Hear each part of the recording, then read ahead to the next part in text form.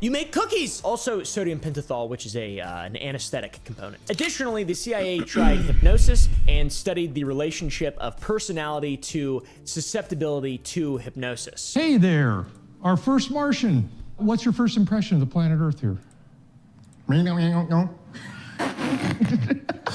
I've been hypnotized many times. I tried it for a while because I had such crippling anxiety, and I feel like it did help a bit, but it's very relaxing and almost meditative, or it is certainly meditative, but it doesn't change anything at all. I'm just not susceptible, I guess. My personality type is that I'm one with our savior. The CIA also created multiple detention camps in Japan, West Germany, and the Philippines as a way to avoid criminal prosecution and still undergo these projects. All subjects at these camps, though, of course, would be suspected communists, and they'd be brutally interrogated and lightly tortured. Allegedly. Using all the methods that we have previously discussed. So, torture kind of was something a little different in the 1950s. So this shit went on for a very long time. And finally, in 1973, at these camps, though, of course, would be suspected communists, and they'd be brutally interrogated and lightly tortured. Allegedly. Using all the methods that we have previously discussed. So, torture kind of was something a little different in the 1950s. So this shit went on for a very long time. And finally, in 1973, at these camps, though, of course, would be suspected communists, and they'd be brutally interrogated and lightly tortured. Allegedly. Using all the methods that we have previously discussed. Test. Torture kind of was something a little different in the 1950s. So this shit went on for a very long time. And finally, in 1973, at these camps, though, of course, would be suspected communists, and they'd be brutally interrogated and lightly tortured. Allegedly. Using all the methods that we have previously discussed. Test. Torture kind of was something a little different in the 1950s. So this shit went on for a very long time. When Watergate became public, Project MK Ultra was halted. In 1973, the year my father was born, the director of the CIA, Richard Helms, ordered that all of MK Ultra's documents be destroyed. However, Helms was unaware that some 20,000 documents were saved, and that is how we know of these experiments today.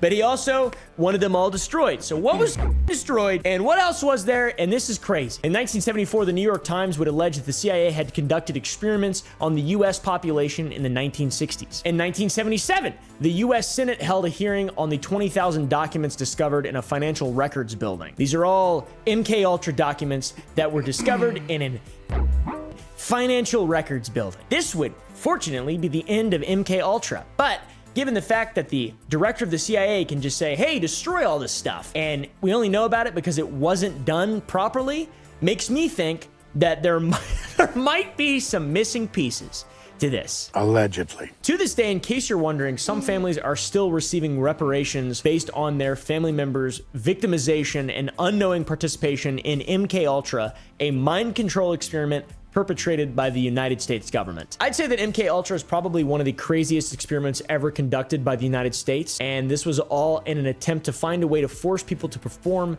assassinations, cure schizophrenia, and push the effects of LSD to the limits and other psychedelics and drugs that control the mind. That's the most badass thing I've ever heard. Now, with all that said, just because the project concluded doesn't mean the effects of the experiments have stopped and that similar projects aren't currently being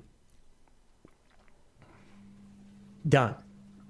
You know what I'm saying? Do I get that feeling, or is that just me? I mean, there are like 7 different branches of the CIA that we don't even know the name of. And there are about 4 that we know the name of or the acronym, but don't know what that stands for. That's the scariest. I refuse to live like this! Office grenade! In modern America, it seems like MK Ultra is consistently brought up more and more and more every single day as crazy political events and even different figures enter the mainstream. Some examples of this, some you might be familiar with, some less familiar with. In the modern day, once again, where we live, that's where you live. Hello, modern day American guy. How are you doing? Please press the like button. Go to sour.gg and buy some candy today. We've got 52 weeks and 52 new flavors of Sour Boys licorice we make in-house. Not to mention Project Lil Guys. I mean Lil Guys that we have in stock all the time and we'll be releasing new flavors of very soon. All the flavors are good. I don't know which one I like the best, but I would definitely buy these again. These are $5.99 a piece. Go to sour.gg and sign up for the Gump Club to get percentages off and free shipping and also just support the channel. This is a brand I love to work with because it's mine. And my friends and family make it, and I love it, and it's awesome. But also, it's just candy, and also, I apologize if you can't get each flavor of the week. We're trying to figure that out, all right? We want to have like an end-of-the-month box or something with all the flavors that you guys can get instead of having to make purchases every single week. But you know, we're trying to figure it out. So, the legend of MK Ultra still permeates the culture sphere we're in today, guys. For example, one of the main influences behind the extremely popular show created by the Duffer Brothers, Stranger Things, was MK Ultra.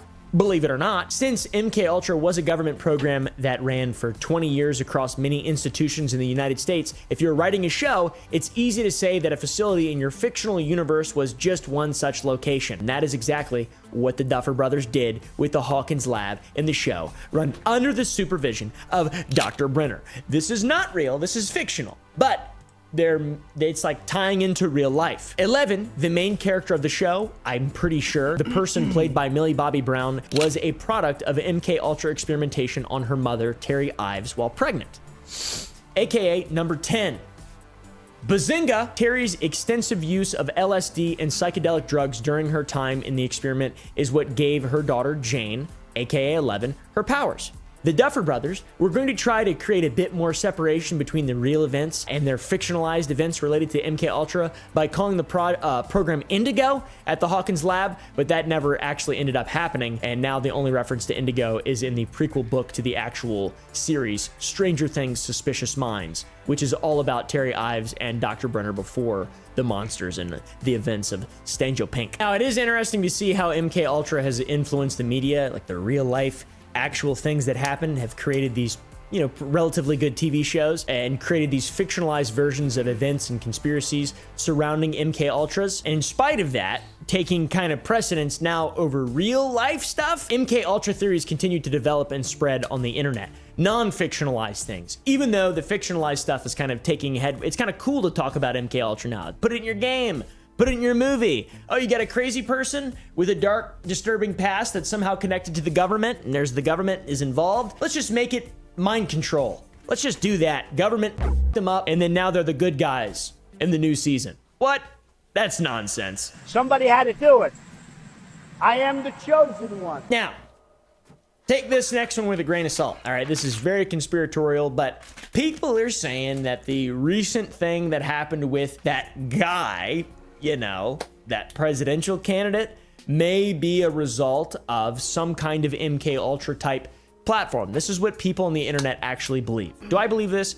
I do not believe this. I think this is genuinely insane. And that's because I think that there would probably be some evidence of it. And just because something has happened in the past doesn't mean it's going to happen again always. Obviously, even though my brain would like that to be the case, that's not true. I like to think critically as well. Back to the conspiracy, there are already conspiracy podcasts putting out episodes theorizing whether or not the shooter, Poopy Fart, was a patsy or an MK Ultra experimentee, theorizing that he could have been influenced or directed by the CIA or another intelligence agency. And they talk about this in their podcast.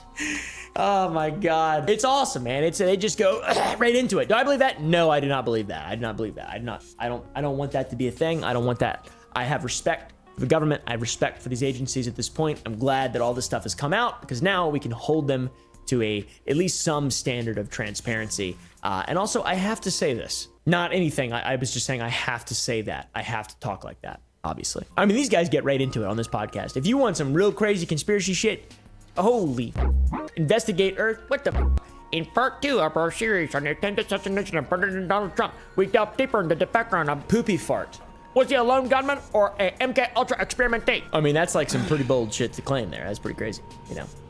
You don't want to be sued for libel from the Biden administration. Minnesota! I've already been sued by the Eisenhower administration. It was not pretty, man. My errors and omissions insurance barely covered events over 70 years. I just now realized that I shouldn't have said that guy's name, so his name will now be replaced with Poopy Fart. I don't want him to be immortalized in my video. So Poopy Fart, you know, the guy that tried to and failed to shoot the former president of the United States of America. To be clear, I think this podcast is fairly biased, and that's respectfully, I think they're fairly biased a little bit. They spend the first few minutes of the episode talking about how the deep state left has tried everything that they possibly can to oust Trump legally. You have witnessed the left, the deep state, that has been desperately trying to prosecute Donald Trump. They have been trying to put Donald Trump in prison.